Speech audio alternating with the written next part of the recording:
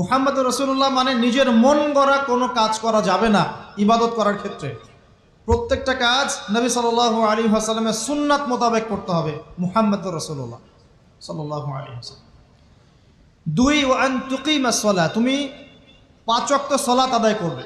একটা হাদিসের মধ্যে এসেছে নবী সাল্লাল্লাহু আলাইহি ওয়াসাল্লাম বলেছেন, কোনো ব্যক্তি যদি, মুসলিম ব্যক্তি, ইচ্ছাকৃতভাবে তার উপর অর্পিত ফরজ নামাজ ছেড়ে দেয়, সে ব্যক্তি কুফরি করলো। কি করলো?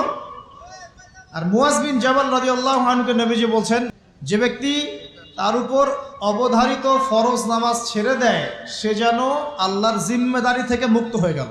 আল্লাহর কোনো জিম্মেদারি নাই তার উপর। যখন 90% মুসলিমের দেশের 100% মুসলিম 5 ওয়াক্ত নামাজ পড়বে, ইসলাম এমনি এমনি প্রতিষ্ঠা হয়ে যাবে ইনশাআল্লাহ তাআলা।